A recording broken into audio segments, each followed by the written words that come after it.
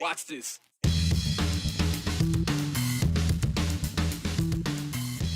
You can't alienate the very people who are supportive of enforcing the rule of law in this country. Canyon County Sheriff is calling it catastrophic after the Department of Homeland Security tried to put public pressure on places they said were hurting immigration enforcement, most of which, including Boise, shouldn't have been included. He's made millions in tech and managed a ranch in central Idaho. Now Mike Boren is up for a top federal job overseeing the whole U.S. Forest Service, an agency he's publicly clashed with before. A recall campaign in Caldwell fizzled out. Not a single signature turned in, but the man behind it says it still served its purpose. Well, who would have thought a posting on a website for 3 days would cause such damage? Continuing our coverage from yesterday with the Department of Homeland Security last week, putting out a list of what they claim are more than 500 sanctuary jurisdictions, places the Trump administration believes are obstructing immigration enforcement. That list was posted on the DHS website late Thursday, and it included Boise, who Friday denied being a sanctuary city in a state that banned such cities in 2023. That list was quietly taken down sometime Saturday, no doubt because, well, of a letter sent to DHS by Canyon County Sheriff Kieran Donahue, who is also the president of the National Sheriff's Association. The letter was pretty direct, calling the list arbitrary. The posting of it, it said, a betrayal of the sheriffs of this country, a threat to their relationship with the White House, and the letter demanded the list be removed immediately. We tried to ask Sheriff Donahue about this letter yesterday, but he was too busy trying to figure this whole thing out, this whole situation. Well, he did have some time today, just after he got off another call with Washington, one of which included representatives from all 42 other states, all with the same complaints. However, even today, Sheriff Donahue still had a lot more questions than answers. What the hell is this? It was my first thought. And then why would they do that? Then just looking at the number of states and then realizing who came up with this list? What criteria was this list based on? Why did they not reach out and talk to the Sheriff's Association about who is or is not signed into 287G programs, first of all, because that's something that a lot of states, as you know, a handful at least, have said you're not going to comply. Well, 287G is definitely complying with ICE. So there's a lot of people on that list, a lot of cities, counties on that list that probably shouldn't be. Oh, there is. There is. And then there's a lot that aren't, that should be, that are known sanctuary jurisdictions. So there's no rhyme or reason to this whole thing. And that's the thing, Brian. All arbitrary. What was the point? Was the point a shotgun blast? That infuriated the sheriffs of America. As you could see in your letter. Well, I tried to be polite. But I mean, it was pretty strongly worded. Yeah, I think it had to be. We're still supportive of the overall agenda of Mr. Trump in terms of law enforcement, the rule of law. But we're not going to be treated that way. And I said it in the letter. I felt like the president was betrayed. I felt like we were betrayed. I felt like the people of America were betrayed to have this come out. Other than them taking the list down, what have they responded with? Not enough. Not enough.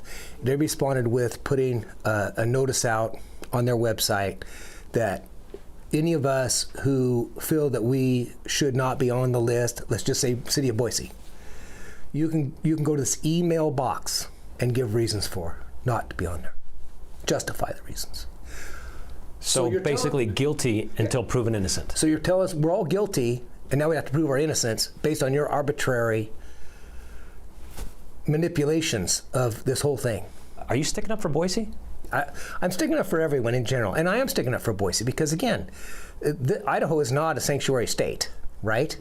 And certainly Boise has different views in terms of the mayor and probably some of the council than I would have. But you also have a conservative sheriff over there, too. We have these people who are arrested or who come into our jails, including Ada County, under state charges, but they're an illegal alien. The sheriff, like I do, reaches out to ICE and says, they're here. It's up to you if you want to talk to them.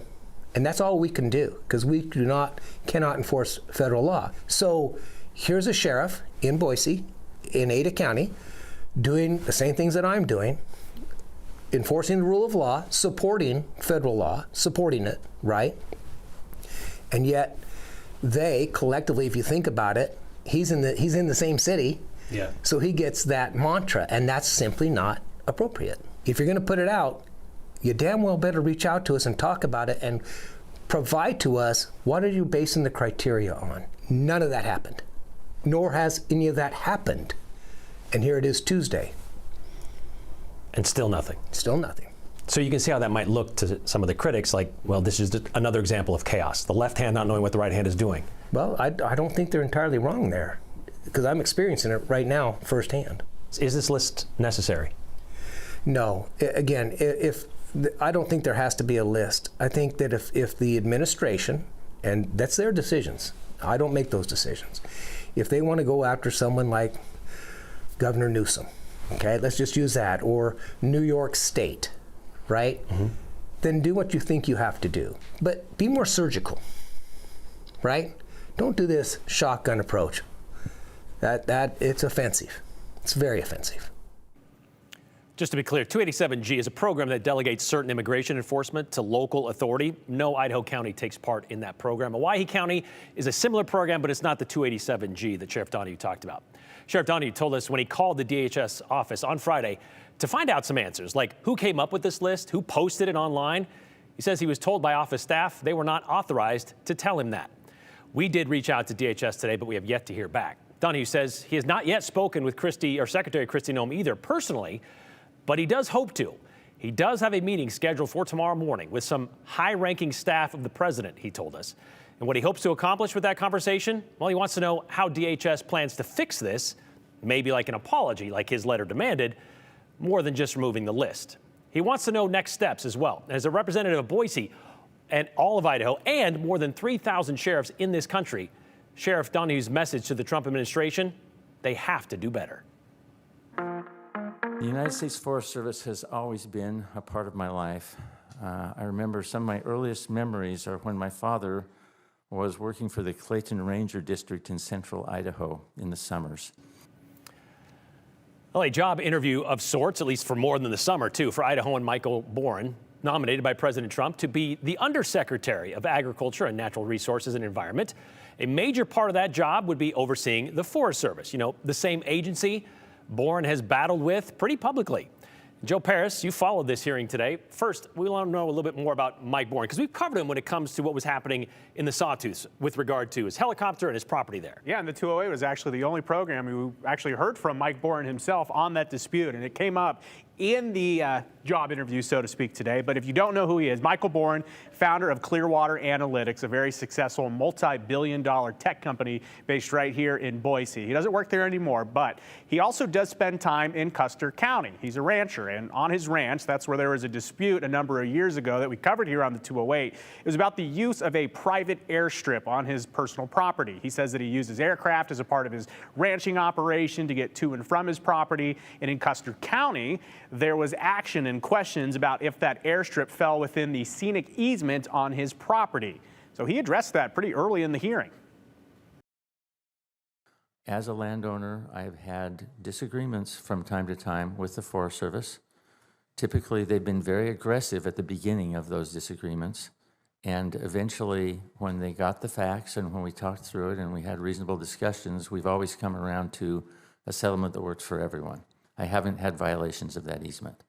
Which is true. And there are still some related cases involving defamation related to this. Boren says that two community members in Custer County, they wanted to campaign to damage his reputation and to stop the airstrip. The Idaho Supreme Court said late last year that a district court should take that up after previously passing on it.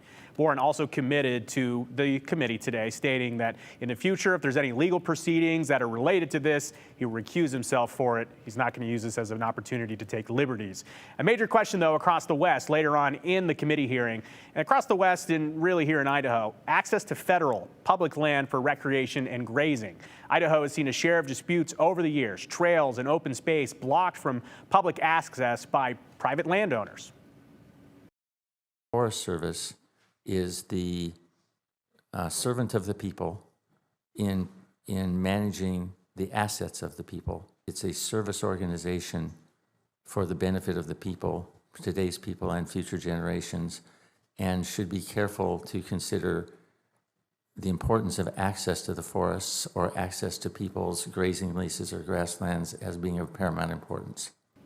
Boren was then asked about a controversial proposal from President Trump, moving fire management, wildfire management specifically, outside of the USDA, part the Forest Service is a part of, and basically the Forest Service would transition over to the Department of the Interior. Here's what he had to say about that.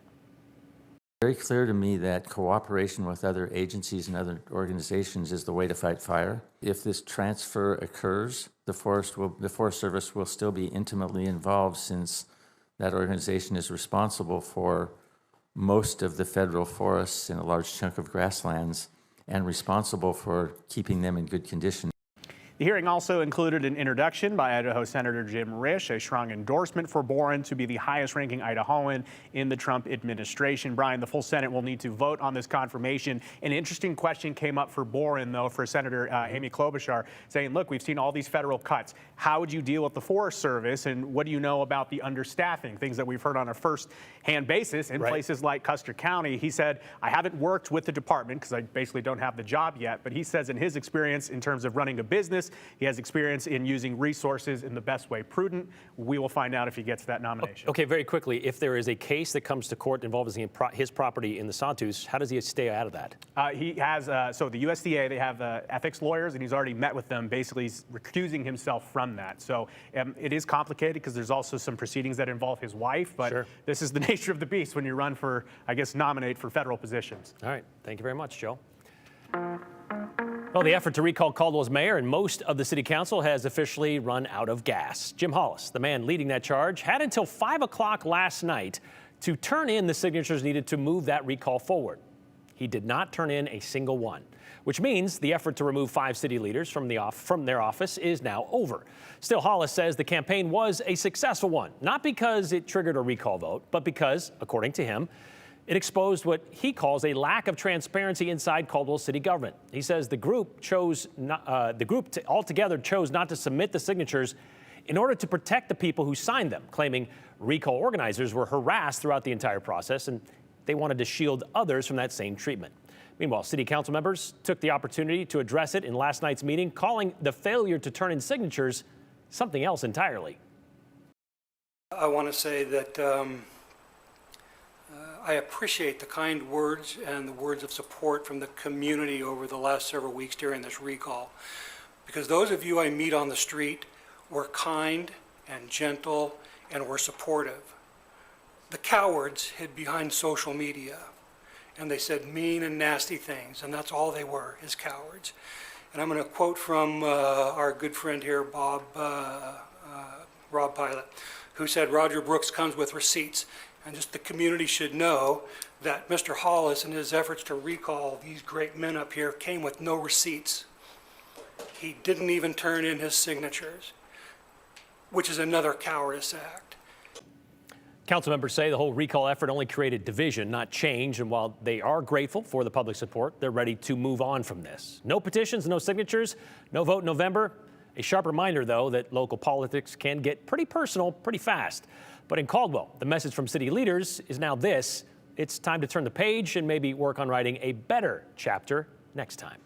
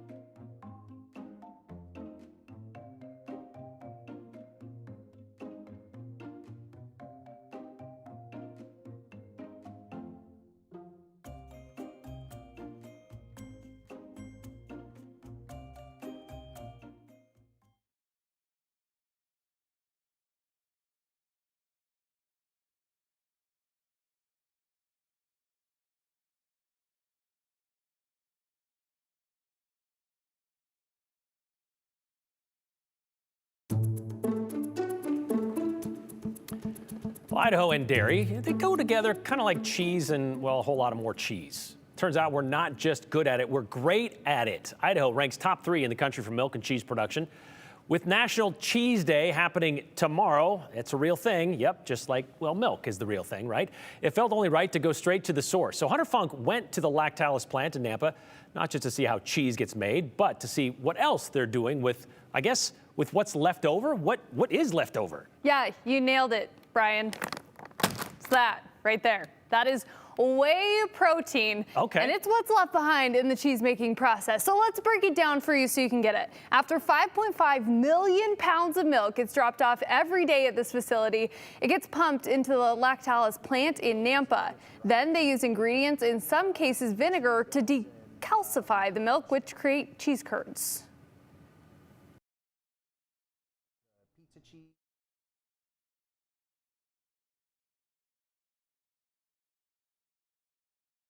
We make a gel and we cut it up, it turns into curds and whey. We separate those curds and whey. The whey goes and gets dried to make whey protein powder. The cheese goes and we cook and stretch it to make string cheese stretchy and stringy like it is, and to make the pizza cheese and make the fresh mozzarella taste as fresh as we can.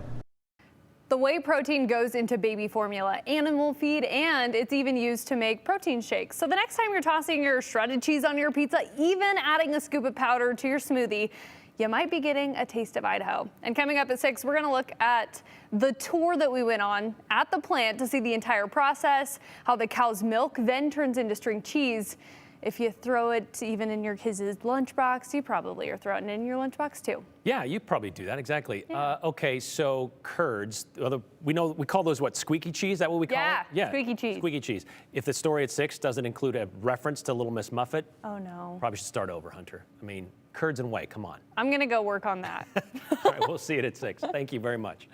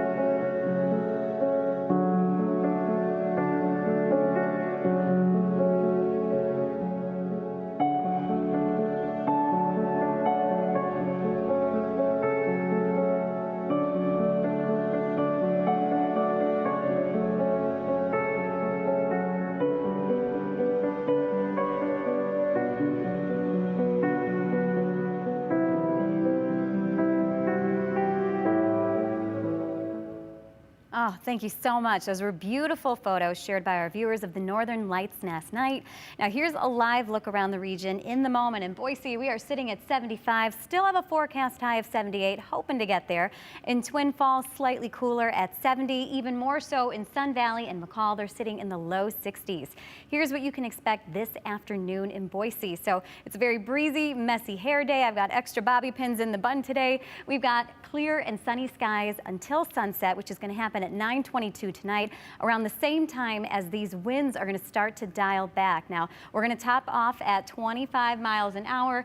6 through 8 p.m. By 10 o'clock, we dip down to 18-mile-an-hour winds. We'll get some respite as we sleep tonight. And here's a look ahead at the next 3 days in Boise.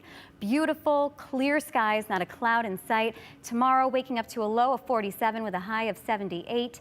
Thursday and Friday, we reach the mid to upper 80s, and again, sunny skies. And by Saturday, that's when we'll see a shift in the weather change. We'll talk more about that later.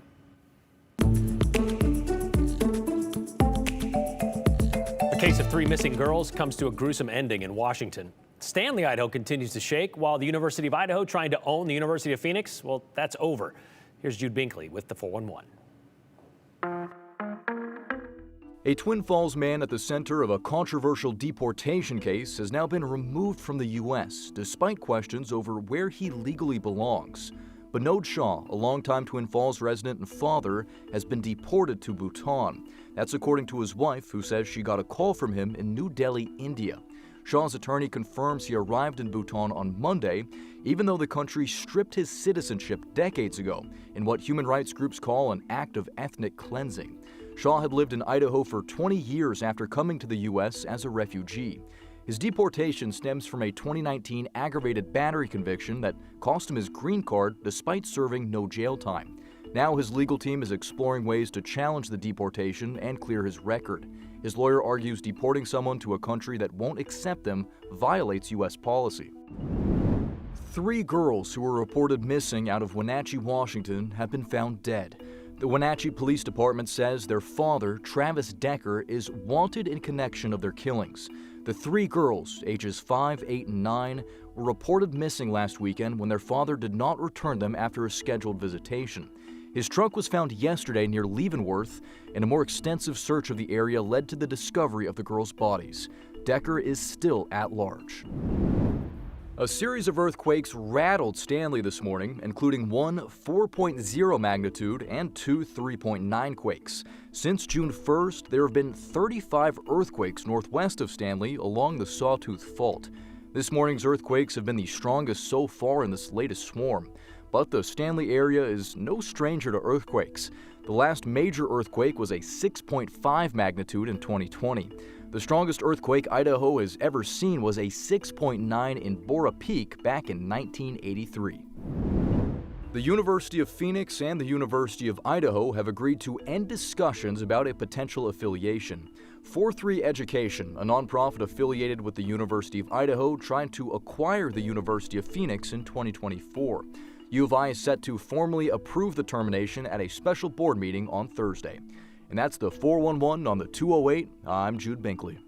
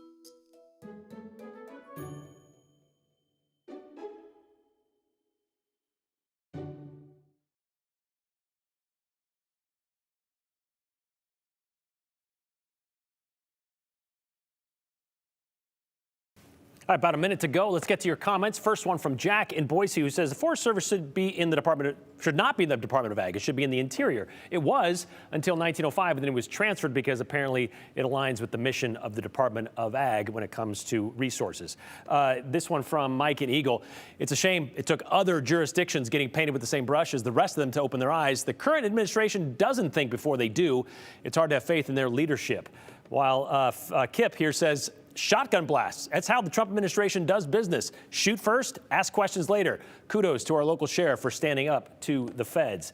Finally today, Bill J. says, my guess is the sanctuary jurisdiction list was done by a 20-something White House staffer who was told to post a list and just made semi-educated guesses. Actually, there was a mandate in that executive order issued by Trump on April 28th that they had 30 days to put out this list.